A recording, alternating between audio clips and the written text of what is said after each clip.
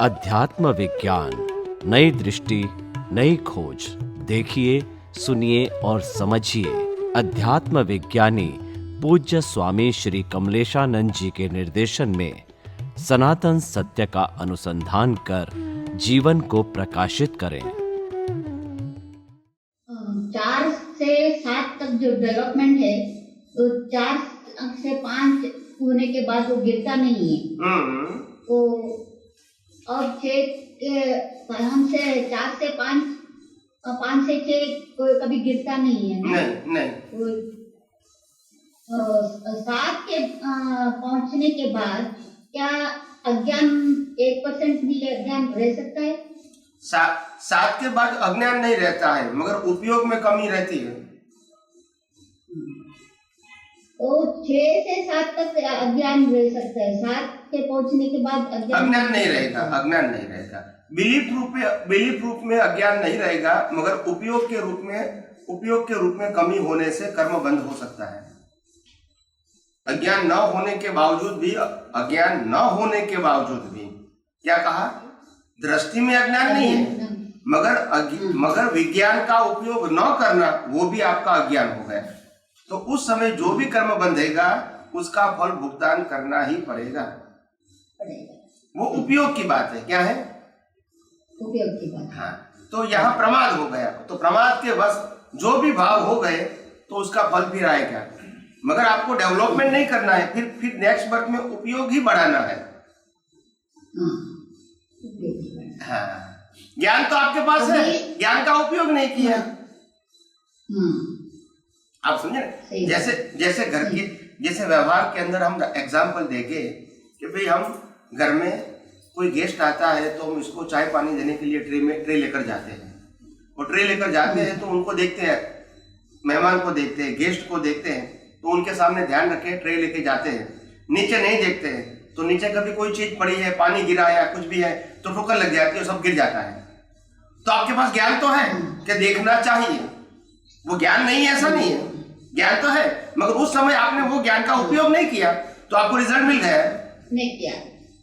अभी आपको ये ज्ञान देने की जरूरत नहीं, तो ध्यान रखना चाहिए, वो आपके पास है ही ज्ञान, मगर आप उपयोग नहीं किया तो रिजल्ट मिला। अभी ये उदय कर्म है, तो ऐसा पुरुषार्थ में समझ लेना। ये तो फिजिकल एग्जांपल आपको पुरुषार्थ के लिए समझने में के लिए मैंने आपको एग्जांपल दे दिया। ऐसे पुरुषार्थ में गलती हो जाती है, उपयोग ज्ञान होते हुए भी उपयोग नहीं करते हैं, वो गलती हो गई। नहीं करते। हाँ, ज्ञान नहीं होना कंप्लीट, वो पहली गलती है। अगर ज्ञान होने के बाद उपयोग नहीं करना, वो दूसरी गलती है। जैसे हमारे हिंदुस्तान में सबको मालूम है कि सत्यमेव जयते, बराबर है। ये ज्ञान सबके पास है या नहीं है? फिर भी आसानी से वो झूठ बोलते हैं। मतलब ज्ञान है, ज्ञान का उपयोग नहीं है, तो ज्ञान क्या काम करेगा? बोला ज्ञान तो मेरे पास है, मगर उपयोग नहीं करेंगे तो फल भी मिलेगा ना। Anyway, तो उसका जो ज्ञान का उपयोग नहीं किया, उसके लिए ज्यादा जिम्मेदार ज्यादा है, और उसका रिजल्ट भी गहरा। ऑफ कोर्स, क्योंकि आप मैच्योर होने के बाद उपयोग नहीं करते तो यू आर मोर रिस्पॉन्सिबल। अगर टीचर गलती करते हैं और विद्यार्थी गलती करते हैं तो टीचर की गलती ज्यादा बोली जाती है विद्यार्थी से, क्योंकि विद्यार्थी तो भी स्टडी कर रहा है, आपने तो स्टडी कर दिया है, फिर भी आपने गलती किया, तो you are more responsible than student. और इसीलिए तो मैंने कहा जितना हाई लेवल पे जाके गलती करोगे तो उसका फल भी पॉजिटिव एंड नेगेटिव, राग एंड द्वेष, वो भी हाई लेवल का आएगा। या तो देवलोक की हाई लेवल भी आ सकते हैं पुण्य प्राप्त करके गलती करोगे तो, या तो नरगति में, सातवीं नरगति में भी जा सकते गलती करोगे तो। हाई लेवल के बाद सामान्य व्यक्ति हाई लेवल की देवलोक और अधोगति की नरकलोक प्राप्त नहीं कर सकते हैं, मगर हाई लेवल के व्यक्ति है, अगर वो गलती करेंगे तो उनको पनिशमेंट भी उसी लेवल की मिलेगी, पाप की या पुण्य की, जो भी है, दोनों को गलती बोलते हैं आध्यात्म के मार्ग में। सही बात। और अभी 5, 6 और 7 के बीच में जो है तब हमारा ज्ञान दर्शन, अभी जो हम ज्ञान दर्शन प्राप्त किया है उसी के कारण हम बीज भी डालते हैं। उसका परिणाम ऐसे भी आ सकता है कि मैं ऐसे सयाबाद वाणी बोलूं या एडजस्टमेंट लूं, किसी के मन न दुखूं, ये भी ज्ञान दर्शन के आधार के कारण ही मेरा रूपक में आता है इस जन्म में। वो आपके भाव के कारण आता है, भाव के कारण आता है, भाव के कारण। वो अभी पिछले जन्म का ज्ञान दर्शन के प्रकृति के लिए जो आपने बीज डाला है वो रिलेटिव सत्य का ज्ञान है, सनातन सत्य का ज्ञान नहीं है, मगर वो सनातन सत्य को खुला करने में सहायक होता है। इसीलिए हम कहते हैं कि हमको मोक्ष मार्ग के लिए लायक और सहायक संयोग चाहिए, ताकि हमारी दृष्टि में अगर मोह नहीं होता है तो हम विज्ञान को समझने में, उपयोग करने में आसानी हो जाती है।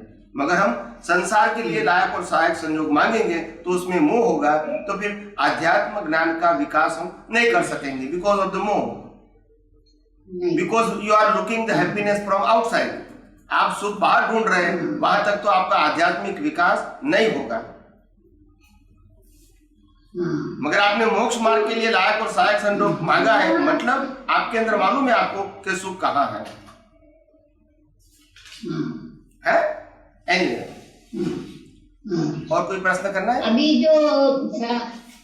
अभी जो ज्ञान लेकर आए हैं, जैसे किसी के मन नहीं दुखाना या सबको प्यार से रखना, ऐसे जो ज्ञान लेके आए वो ज्ञान चला भी जा सकता है नेक्स्ट जन्म में।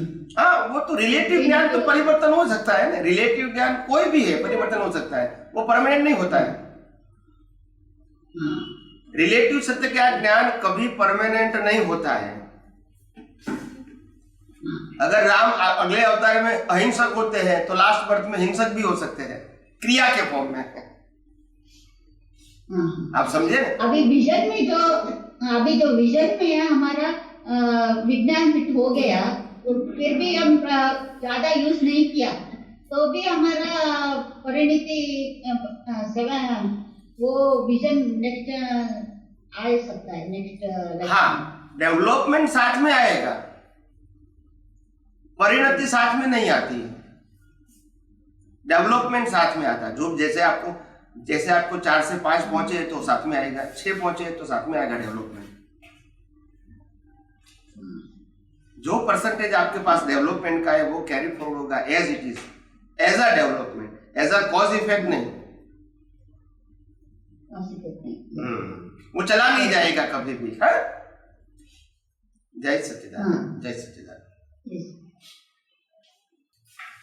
तो मेरा प्रश्न है स्वामी जी, तो इसमें जो डेवलपमेंट हो रहा है, तो आपका जो अध्यात्म विज्ञान का सार है उसमें शुद्ध चेतन, मिश्र चेतन और पावर चेतन, जो 3 है, तो 3 में ये सब चीज आ जाती है उसमें। जी जी। तो उसमें जो प्रतिष्ठित आत्मा है जो पुरुषार्थ करता है, तो उसका अज्ञान नष्ट करने के लिए वो जो पुरुषार्थ करता है, तो मेरा प्रश्न ये है कि इस जन्म में हम जो पुरुषार्थ कर रहे हैं वो दृष्टि से, विजन से, ज्ञान से, और अगले जन्म में जो डिस्चार्ज प्रतिष्ठित आत्मा है वो हर जन्म में जो पुरुषार्थ कर रहा है वो तो नेक्स्ट जन्म में वो डिस्चार्ज में आता है, या फिर जो पुरुषार्थ करता है तो वो कंटिन्यूअस चलते रहता है, या फिर वो नेक्स्ट जन्म में डिस्चार्ज होता है? इसमें थोड़ा कंफ्यूजन है, वो बताइए। जी जी। पहली बात तो ये है कि आप जितना ये सनातन सत्य का ज्ञान का उपयोग करेंगे, इतना मिथ्या ज्ञान, मिथ्या दर्शन खत्म हो गया तो वो डेवलपमेंट में कन्वर्ट हो गया। डेवलपमेंट कभी माइनस नहीं होता है, कभी डिस्चार्ज नहीं होता है, carry forward birth to birth और अपग्रेड हो जाता है। मगर जितना आपके पास अज्ञान सत्ता में पड़ा है, कर्ता भाव और मालिकी भाव का, उससे जो कर्म बनेगा वो कर्म चार्ज होकर नेक्स्ट बर्थ में डिस्चार्ज होगा। डेवलपमेंट कभी डिस्चार्ज नहीं होता है, कभी कैरी फॉरवर्ड होता है और अपग्रेड होता है अप टू केवल दर्शन। तो डेवलपमेंट कभी नाश नहीं होता है, नहीं तो फिर केवल दर्शन होगा ही नहीं। आप समझे? तो डेवलपमेंट अलग चीज है एंड कॉज एंड इफेक्ट अलग चीज है। कॉज बनते हैं अज्ञानता से, और कॉज बना तो इफेक्ट देना का काम कुदरत का है, और डेवलपमेंट है वो हमने अज्ञान नाश किया है सनातन सत्य समझ के। वो डेवलपमेंट के फॉर्म में कैरी होता है, वो कॉज एंड इफेक्ट के फॉर्म में कैरी फॉरवर्ड नहीं होता है। वो कैपिटल है, कैपिटल।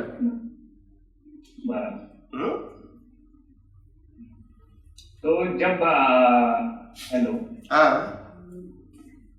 तो जब समझो अज्ञान 100% नष्ट हो जाएगा, इस जन्म में समझो हम ज्ञान का उपयोग करेंगे, रियल में मैं कौन हूँ, शुद्धात्मा हूँ, बाकी कुदरती रचना को देखते हुए, तो केवल दर्शन होने के बाद सचमुच में हम तो रियल में एब्सोल्यूट शुद्धात्मा ही बनेंगे। हाँ, केवल दर्शन के बाद तो वही रहेगा। हाँ, तो फिर शुद्धात्मा बनने के बाद जो भी बर्थ मिलेगा वो बर्थ एंड होने के बाद डायरेक्ट मोक्ष होगा। हाँ, लास्ट बर्थ होगा वो, लास्ट बर्थ में मोक्ष होगा। ठीक है स्वामी जी, जय सच्चिदानंद। जय सच्चिदानंद। और कोई प्रश्न है तो करते रहना। हाँ, जय सच्चिदानंद। जय सच्चिदानंद स्वामी जी। जय सच्चिदानंद। जय सच्चिदानंद। कोटि कोटि वंदन। जय सच्चिदानंद। स्वामी जी जी, मेरा प्रश्न ये है, अभी आपने बताया कि उच्च कोटि का ज्ञान दर्शन होता है, उपयोग होता है जी, उस वक्त क्षणिक प्रमाद भी उच्च कोटि के कर्म कान करता है। ऐसी अवस्था में ऐसा ही एक प्रसंग जो है महावीर भगवान के टाइम में हुआ है। कृष्णचंद राजा का, श्रेणी राजा महावीर भगवान को अलग अलग समय उसको 3 सवाल पूछते हैं और महावीर भगवान ने तीनों टाइम अलग अलग जवाब दिए हैं उसके जी। तो वो आध्यात्मिक दृष्टि से कैसे समझे हम? हाँ, वो उनकी जो परिणति थी ना, वो परिणति पुरुषार्थ के रूप में नहीं थी, डिस्चार्ज के रूप में थी। परिणति पुरुषार्थ के रूप में नहीं थी, वो तो उनको स्पष्ट विजन था। मगर उदय कर्म में ऐसी परिणति थी, भगवान ने ये कहा कि अगर ये परिणति में बीज पड़ता है तो उनकी गति ये होती है, बीज पड़ता है तो ये गति होती है, बीज पड़ता है तो ये गति होती है। मगर बीज पड़ने का सवाल ही नहीं था, क्योंकि उनको तो स्पष्ट विजन था ही, और वही अवतार में केवल ज्ञान होने वाला भी था ही। मगर भगवान ने उस समय की परिणति का रिजल्ट क्या आ सकता है वो ही बताया। अगर बीज पड़ा तो पढ़ते नहीं है, बताया खाली। उस वक्त उनके तो लास्ट बर्थ था, इसलिए बीज अगर वो लास्ट बर्थ नहीं होता तो बीज पड़ता अवश्य। हाँ, मैं वही पूछ रहा हूँ, वो अगर बीज पड़ता और उसी वक्त उसका वो प्रतिक्रमण कर लेते तो उसका क्या रिजल्ट होता? नहीं, थोड़ा माइल्ड हो सकता है, मगर कर्म की भुगतान तो करनी ही पड़ेगी। करनी ही पड़ेगी। ये क्या है, हाई लेवल पे जाते हैं ने, तो जब आप उपयोग छूट गए तो इतना बड़ा आपको पनिशमेंट मिलती है, क्योंकि आप डेवलप रहे, आप समझो यू आर मैच्योर्ड है ना, आपने मिस्टेक किया है तो उसका पनिशमेंट ज्यादा होता है। आम आदमी जो अनमैच्योर्ड है उनको पनिशमेंट कम मिलता है, क्योंकि उनके पास मैच्योरिटी नहीं है। एक लॉयर गलती करता है और एक आम आदमी करता है तो, हाँ, तो इसीलिए अगर कोई लॉयर गलती करता है तो उसको पनिशमेंट इसीलिए ज्यादा होती है क्योंकि वो कानून जानता है। सही बात है। ऐसे जो लोग कुदरत के कानून जानते हुए भी गलती करता है तो दे आर मोर रिस्पॉन्सिबल, जो नहीं जानते उससे। लेकिन उसी तीव्रता से अगर वो प्रतिक्रमण करे दृष्टि के उपयोग का नहीं रहा है तो भी उसको भुगतान आएगी। मेरे हिसाब से डेवलप लोग ज्यादातर 99% प्रतिक्रमण करते ही नहीं है, पुरुषार्थ के रूप में है, उदय के रूप में हो सकता है। उनका उपयोग सिर्फ जागृति है, उनका उपयोग प्रतिक्रमण नहीं होता है, क्योंकि उसको भीख भय नहीं है। अगर कर्म बंधा है तो भुगतान करने के लिए तैयार है। हमारा मिशन अज्ञान निकालना है, क्योंकि लास्ट बर्थ में भुगतान तो आएगी, मतलब कोई भी नहीं है, कोई वैल्यू नहीं है उसकी अगर अज्ञान नहीं है तो हमारा फोकस डेवलपमेंट वाले व्यक्ति को एक ही फोकस होता है, कैसे भी करके अज्ञान को जीरो कर दे बस। तो फोकस उसमें लगाएंगे, प्रतिक्रमण सामायिक में नहीं लगाएंगे। राइट। ऐसी अवस्था में अगर उसको नरगति में जाना पड़े तो वहां भी वो असंत रहता है? नहीं, वहां तो उपयोग नहीं होता है। अच्छा, वहां उपयोग इट मीन्स पुरुषार्थ है। वहां उपयोग होगा तो फिर वहां तो पुरुषार्थ बोलना पड़ेगा। फिर वहां जो बॉडी, वहां जो आपका डेवलपमेंट है, आपकी डेवलपमेंट है, आपकी दशा है, वो सब साइलेंट मोड में हो जाती है। सिर्फ प्रकृति आपको मिलती है कर्मों के भुगतान के लिए बस, और वो आपका जो कर्म है, कर्म वो एक्टिव मोड में होता है ताकि आप इसको भुगतान कर सको। एक्टिव का मतलब होता है रिजल्ट को सफरिंग करने का एक्टिव मोड, चार करने का एक्टिव मोड नहीं। मैं नर गति का कर्म बाधा है तो नर गति में मैं भुगतान कर सकूं, इतना मेरा जो मेरा डिस्चार्ज अंतस्करण है वो एक्टिव मोड में रहेगा, तभी तो मैं सफरिंग कर सकूंगा। ऐसे देवलोक में पुण्य का एक्टिव मोड होता है, सिर्फ देवलोक का। बाकी लोगों का कर्म भी है मगर वो इनएक्टिव मोड में चला जाएगा। जैसे अगर मैं नरकलोक में हूं और बाकी मेरा नेक्स्ट बर्थ देवलोक में होने वाला है, तो देवलोक का जो कर्म है उनका इनएक्टिव मोड रहेगा, डेवलपमेंट का इनएक्टिव मोड रहेगा, मनुष्य भाव का इनएक्टिव मोड में रहेगा। क्योंकि यही कर्मों का मेरे को यही कर्म का, यही बर्थ का मेरे को सफरिंग करना है, और कुछ सफरिंग करना नहीं है और पुरुषार्थ भी करना नहीं है। तो उस वक्त जो नर गति में सफरिंग की जो अवस्था होती है, तो उसमें उसको फील होता है। हाँ, क्योंकि इसी प्रकार का कॉज है, नहीं तो इफेक्ट तो रहेगी, इफेक्ट आएगी, सफरिंग के लिए तो इफेक्ट आएगी। अगर बीज का फल नहीं मिलेगा तो सफरिंग किसको कहेंगे?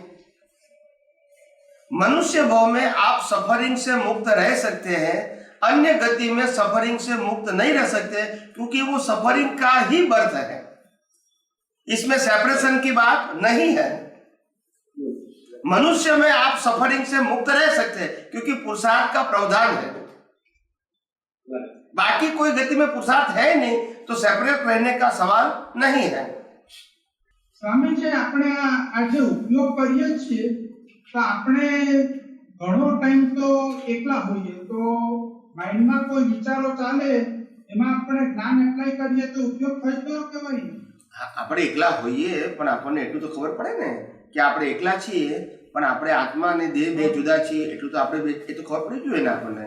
અને આ દેહને કુદરત ચલાવે છે એટલી ખબર પડી જોઈએ, બહુ થઈ ગયું, એટલો જ ઉપયોગ, બીજો શું ઉપયોગ કરવાનો?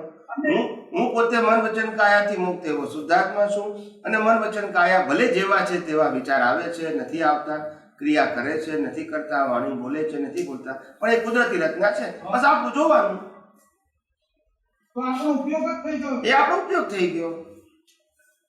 અને આપણે ધારો કે કોઈને માટે કઈ ખરાબ વિચાર આવે તો આપણે જ્ઞાન એપ્લાય કરીએ, કુદરતી રચના અને એ શુદ્ધાત્મા છે, એ પણ ઉપયોગ જ થયો ને। એટલે વિચાર કોણે આવે?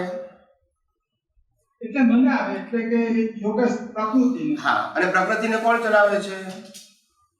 પ્રકૃતિને કુદરત ચલાવે છે। તો પછી કુદરતી રચના તરીકે જોવામાં શું વાંધો છે? હા, એટલે એ જ કહું છું, એટલે એ જ્ઞાન એપ્લાય કરવું એ જ મારો ટૂંકમાં મન વચન કાય તેને કુદરતી રચના તરીકે જ જોવાના, વિચાર આવે, વાણી બોલે કે વર્તન કરો। અચ્છા, બધું કુદરતી રચનામાં તઈને તઈ।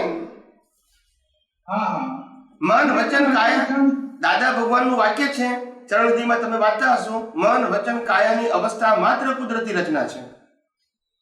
બરાબર છે। તમે આપણે એકલા જ્યારે ટાઈમ પસાર કરી રહ્યા હોઈએ તો આ જ રીતે જાગૃતિ રાખીએ એક સરખી, એટલે લગભગ વધારેમાં વધારે ટાઈમ આ જાગૃતિ રાખીએ, બધો ઉપયોગ થયો ને? ઉપયોગ થયો, ચોક્કસ ચોક્કસ।